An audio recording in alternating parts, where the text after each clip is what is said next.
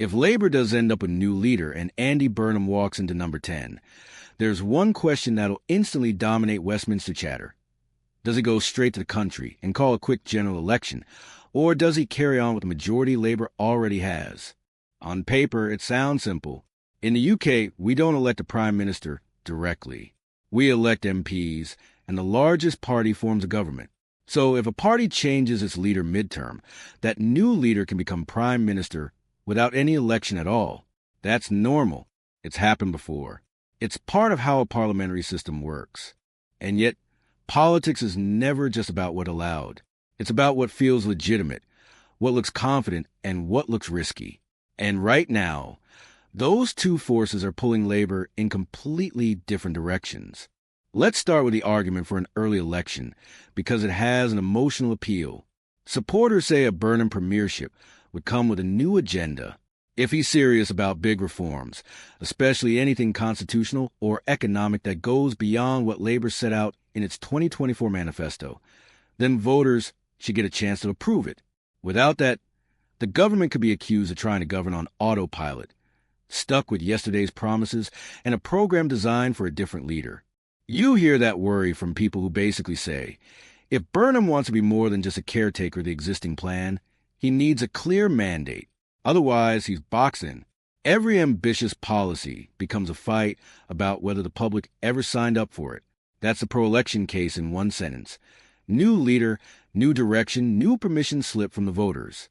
There's also a more hard-nosed calculation behind the scenes, and it's not exactly hidden. If there's a polling bounce when Burnham takes over, some people want to cash it in before it fades. The idea is that a fresh leader can create a honeymoon period, and if you wait too long, you lose the moment. A backbench MP might not say it's for lofty moral reasons. They might say, look, if you've got momentum, you use it. And there's a strategic twist to that, too.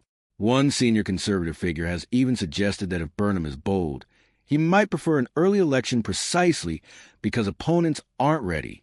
Reform UK might not have its full machine in place. The Conservatives might still be rebuilding their brand. From that perspective, an early election isn't just about legitimacy. It's about timing your opponents at their weakest. But then you got the other side, and it might actually be the louder side inside Labour. Don't do it. Not now. Maybe not at all. The bluntest version is simple self-preservation. A lot of Labour MPs are sitting on small majorities. They look at the national mood, and then they look at their local numbers, and they see danger. Some are saying outright that an early contest would be a terrible idea. Others put it even more directly. We get battered. That anxiety isn't abstract. Even with improved national polling, constituency-level modeling can tell a much harsher story. Labour might be doing better in broad headline polls since the leadership change came into view, but local projections can still show the party losing seats big time if the support isn't deep and evenly spread. In other words, it's one thing to have a good week in the headlines. It's another thing to defend dozens of marginal seats under a brutal first-past-the-post system. And within that fear is the fragmentation problem. An early election could create openings not just for Conservatives, but also for Reform UK and the Greens, depending on the seat.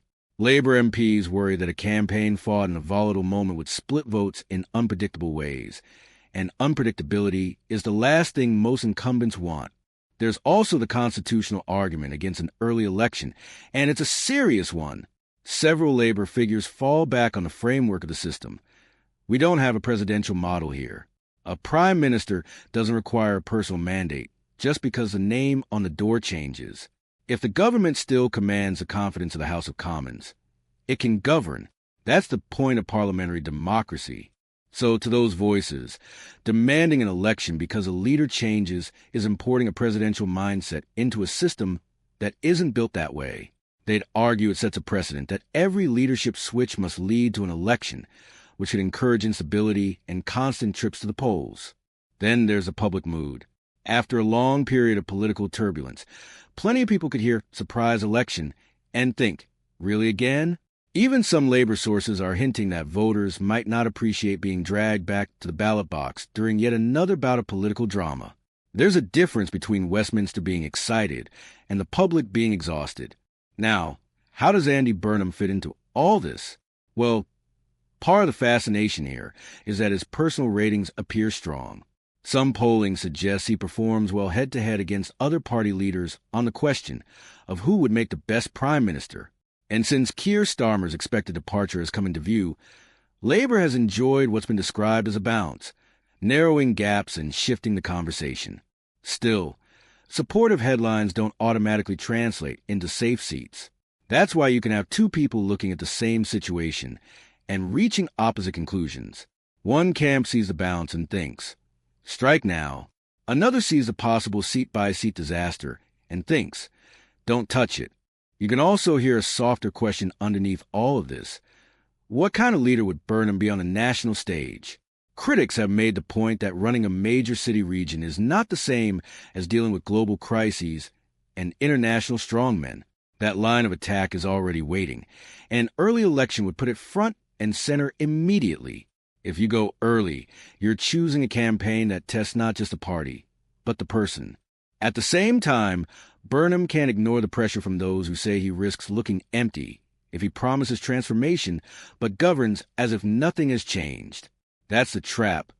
Call an election, and you gamble MPs' careers and maybe the government itself. Don't call one, and you face constant accusations that you're trying to reinvent the country without asking the country first.